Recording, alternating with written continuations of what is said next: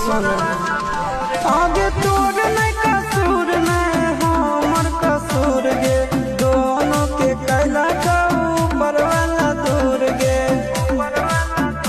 आगे आशीष के छोड़ा के तो मिलोगे चिंटू या न जान से आगे सोना चिंटू या न जान से जोड़ी है बनावल भगवान के दोस्त न है इंसान के आगे सोना दोस्त न है